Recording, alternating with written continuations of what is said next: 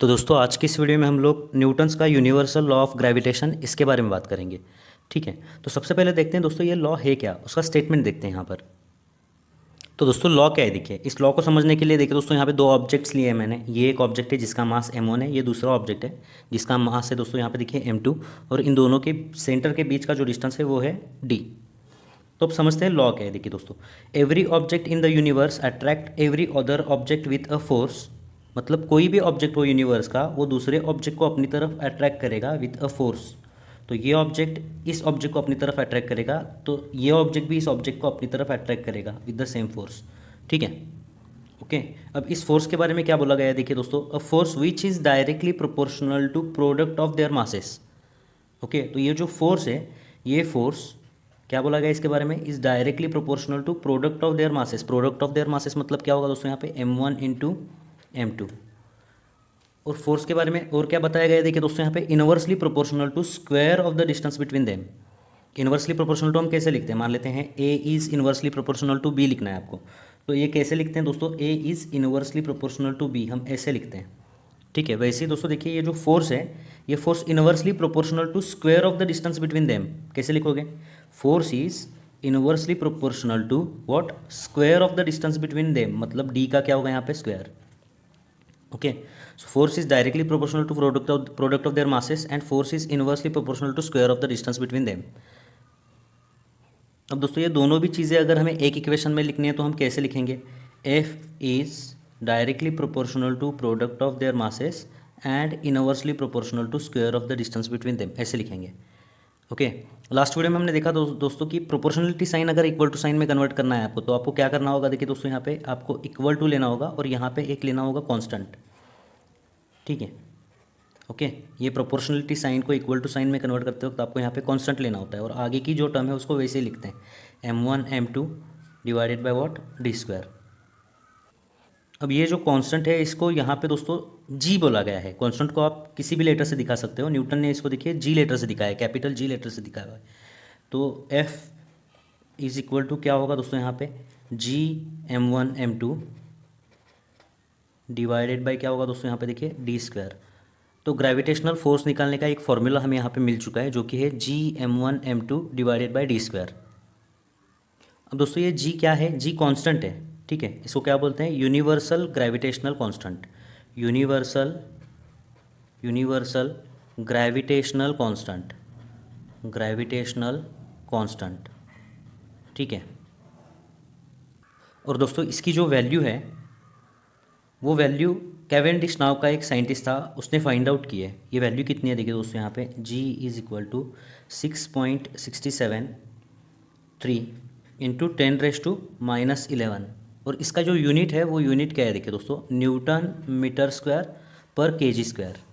अब दोस्तों इसका ये यूनिट कैसे आया, उसके लिए ये फॉर्मूला आपको देखना होगा। यहाँ पे देखिए ये जो फॉर्मूला है, इस फॉर्मूले के अंदर दोस्तों जी है, तो जी के लिए क्या फॉर्मूला बनेगा, जी के लिए जो फॉर्मूला बनेगा देखिए दोस्तों, उसके लिए आपको क्या करना होगा, ये सारी टर्म्स इधर लेके आना होगा। ठीक है, तो इस साइड पे देखिए यहाँ पे इक्वल टू साइन के लेफ्ट हैंड साइड में यहाँ पे फोर्स है। अब डी स्क्वायर जब इधर जाता है तो न्यूमरेटर में चला जाएगा, और m1 m2 क्या होगा दोस्तों, देखिए जब इधर चला जाता है तो ये डिनोमिनेटर में चला जाएगा। ठीक है, तो दोस्तों फोर्स का यूनिट क्या होगा, फोर्स का यूनिट होता है न्यूटन, डिस्टेंस का यूनिट होता है मीटर, तो यहाँ पे डिस्टेंस स्क्वायर है तो मीटर स्क्वायर हो गया। ओके, और मास का यूनिट होता है केजी, तो केजी इंटू केजी क्या होगा यहाँ पे, केजी स्क्वायर। तो इस प्रकार से दोस्तों ये जी का यूनिट हम निकाल सकते हैं। अगर आपके ध्यान में नहीं रह रहा है तो ये फॉर्मूले से आप इसका यूनिट निकाल सकते हो। ये वैल्यू ध्यान में रखने की वैसी ज़रूरत नहीं, एग्जाम में आपको प्रोवाइड की जाएगी। ठीक है, लेकिन एग्जाम्पल सॉल्व करते करते ये वैल्यू आपको याद हो जाएगी। ठीक है, अब दोस्तों इस कंसेप्ट के बारे में एक और चीज़ आपको यहाँ पे ध्यान में रखनी है। मान लेते हैं देखिए दो ऑब्जेक्ट्स हैं, पहले ऑब्जेक्ट का मास है यहाँ पर देखिए m1, पहले ऑब्जेक्ट का मास है यहाँ पर m1, और दूसरे ऑब्जेक्ट का मास है यहाँ पर देखिए m2। तो ये दोनों एक दूसरे को किस फोर्स से यहाँ पर एक दूसरे को अट्रैक्ट करेंगे दोस्तों, इसका फॉर्मूला क्या होगा इस फोर्स का फॉर्मूला होगा दोस्तों, F is equal to Gm1m2 divided by, दोनों के बीच का डिस्टेंस है, एज्यूम करते हैं यहाँ पर देखिए d, दोनों के बीच का डिस्टेंस है यहाँ पर d। ठीक है, तो यहाँ पे क्या होगा डी स्क्वायर। ओके, अब यहाँ पे एक कंडीशन देखिए दोस्तों, if mass of any one object is doubled, अगर दोनों ऑब्जेक्ट में से किसी एक ऑब्जेक्ट का मास अगर डबल किया जाए तो फोर्स पर क्या इफेक्ट होगा, हम यहाँ पे निकालते हैं। ठीक है, तो मान लेते हैं ये मास हमने डबल किया, तो यहाँ पे क्या हो जाएगा 2m1 हो जाएगा, ये क्या हो जाएगा 2m1 हो जाएगा, ये रहेगा m2 ही। दोनों के बीच का डिस्टेंस डी है, यहाँ पर देखिए दोनों के बीच का जो डिस्टेंस है ये डी है। तो अब ये दोनों एक दूसरे को किस फोर्स से अट्रैक्ट करेंगे? फोर्स क्या होगा दोस्तों, देखिए यहाँ पे जी, ये मास कितना है 2m1, ये मास कितना है m2, डिवाइडेड दोनों के बीच का डिस्टेंस d स्क्वायर। ठीक है, अब अगर दोस्तों ये 2 हम इधर लिखते हैं तो क्या मिलेगा, देखिए हमें यहाँ पे 2gm1m2 divided by D square.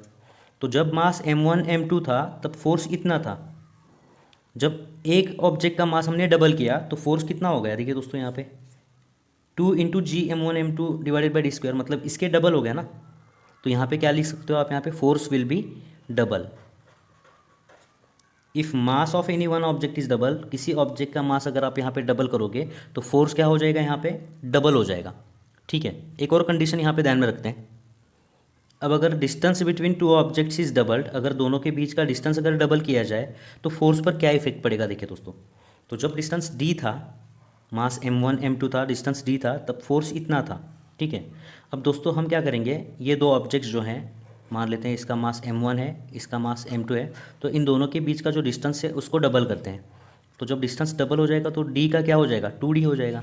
अब इस केस में दोस्तों फोर्स कैसे निकालोगे, देखिए दोस्तों आप यहाँ पे F इज़ इक्वल टू क्या होगा, g, m1 m2 सेम रहेंगे यहाँ पर m1 m2, लेकिन यहाँ पे दोस्तों डिस्टेंस कितना है 2d, तो 2d का स्क्वायर क्या होगा यहाँ पे 2d का स्क्वायर, देखिए यहाँ पे g m1 m2 divided by 2d, इसका स्क्वायर क्या होगा यहाँ पे 2 का स्क्वायर 4 और d का स्क्वायर d स्क्वायर हो जाएगा। ठीक है, तो इस चीज़ को हम ऐसे भी लिख सकते हैं, देखिए दोस्तों 1 डिवाइडेड बाई 4 ब्रैकेट में हम यहाँ पे लिख सकते हैं g m1 m2 divided by हो जाएगा यहाँ पे डी स्क्वायर। ठीक है, तो जब डिस्टेंस डी था दोस्तों तब फोर्स कितना था, gm1 m2 divided by D square था। ठीक है, और जब डिस्टेंस डबल हुआ तो फोर्स कितना हुआ, gm1 m2 divided by D square into 1/4, मतलब 4 फैक्टर से कम हुआ यहाँ पर। तो यहाँ पे आप क्या लिख सकते हो, देखिए then force will be reduced by factor of 4। ठीक है, ये फोर्स यहाँ पे था ना, डिवाइडेड बाय 4 हो गया force, so force will be reduced by factor of 4, ऐसे बोल सकते हो आप। ठीक है, तो ये सारा आपको ध्यान में रखने की ज़रूरत नहीं। एग्जाम में अगर आपको पूछते हैं if mass of any object is doubled then force will be क्या लिखना है आपको यहाँ पे, double. And if distance between two object is doubled then force will reduced by factor of 4, इतना आपको लिखना है। ठीक है, तो यहाँ पे दोस्तों ये वीडियो खत्म होता है। इस कंसेप्ट के ऊपर कुछ एग्जांपल्स हम नेक्स्ट वीडियो में सॉल्व करेंगे। तो मिलते हैं दोस्तों आपसे अगली वीडियो में। धन्यवाद। चैनल को सब्सक्राइब करिए और अपने दोस्तों के साथ शेयर करिए। Thank you.